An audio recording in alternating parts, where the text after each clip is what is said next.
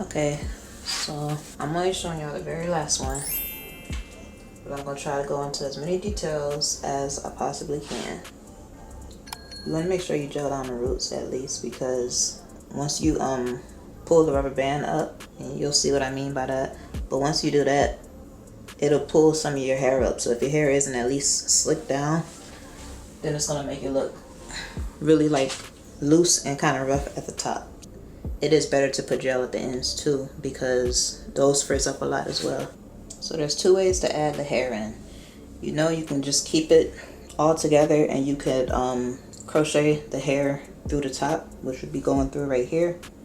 I did that on some of them, but I started to actually just split it up like this and put the hair the opposite direction across.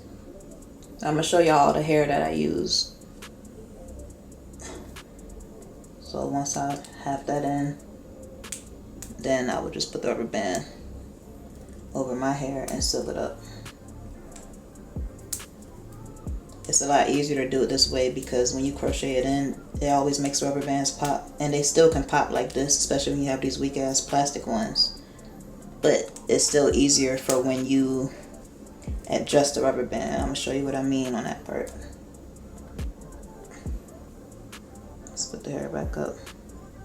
Doesn't have to be perfect, but it's a lot easier to do it this way instead of crocheting it, so that when you do this, you pull it a whole lot less, and it's a whole lot easier because the hair is already split on the sides, and then your hair is split the opposite way, so it's easier to pull it straight down, to pull the rubber band straight down where it needs to go. And that's the easier way to do it if you don't know how to use a crochet needle, or if you're scared of using a crochet needle. Well, this is Marley hair. Marley hair is always going to serve its purpose. It really can't be good or bad. I don't think there's any like good or bad Marley hair. Maybe it's just depending on how soft it feels to you or whatever. But I mean, it's just Marley hair, so that's already fine as it is.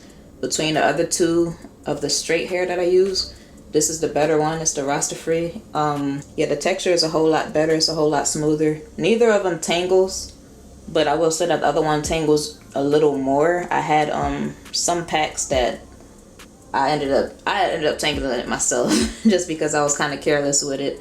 But the other one ended up tangling a lot more. This one is naturally, like, fresh out the pack. This is exactly how it looks. This looks a whole lot better than the other texture as well. I won't have that on video up close because I already put those parts in. So basically, the only thing you need to know is that obviously when you're twisting, each half is going to be like the opposite of each other.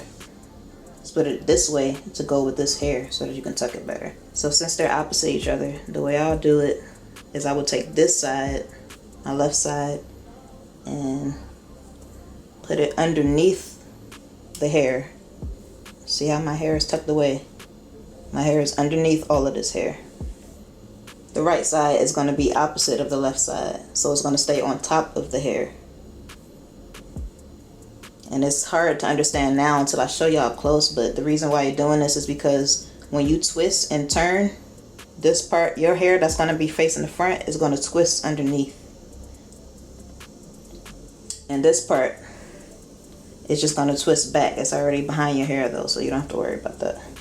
Now the main thing you need to know for these rope twists, I don't understand why they call them Havana twists. I feel like somebody probably just used Havana hair and then the name just kind of stuck with it, because it's rope twist. It's just jumbo compared to the regular size, so I would just call them rope twists. I don't see the need to name anything else. Sometimes you have to keep tucking your hair as you go along. That's okay, just tuck it away and keep twisting. So what you want to make sure you always do, and this is the method up close. I'm going to try to zoom in a little more for this.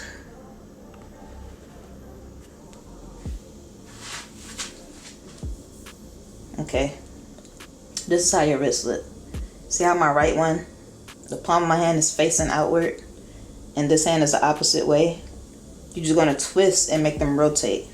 Now on this side, the palm of my hand is facing my face, and this palm on my left side is facing outward.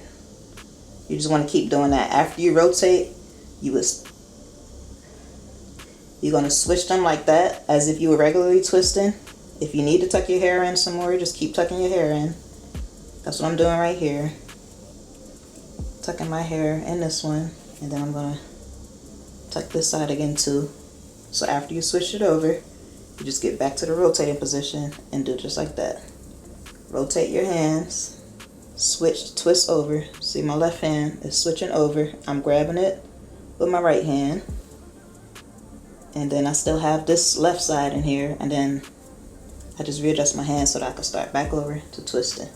And the reason why you want to do the wrist rotating method is because if you don't, it won't look like rope twist. It's going to look like what a regular twist looks like. And I'll show you in case you don't really notice the difference. Think of spiral noodles, for example. Spiral noodles don't look like a rope. The shape is different. That's all that it is. It's just a different shape.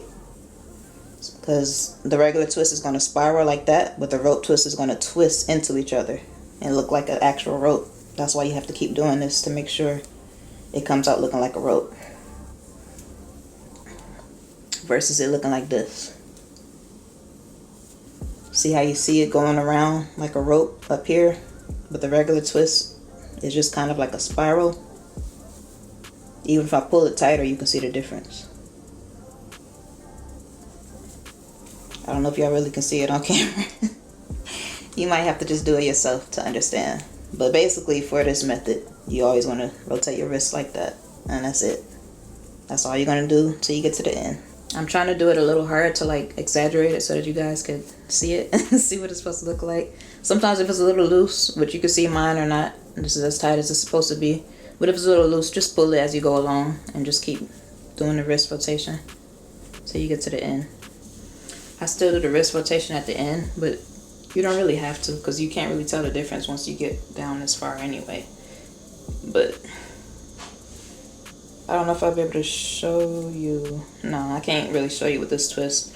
But sometimes if you have two long pieces, instead of wrapping the hair around like normally and tucking it in, you can also just take the second piece and just tie it together like a regular knot, like you would tie your shoelaces or something. And that comes in handy. That actually works a whole lot better. But you don't always get to have that opportunity because all of them won't have this. Now for me, since I mixed the canicle on and the Marley hair, I find it a lot easier to seal the twist with the Marley hair. So that's just what I'm doing. Pulling that strand around the whole twist, making a loop, pulling it through to tighten it, and now your twist is sealed. Now I'm gonna come back to show y'all the final result.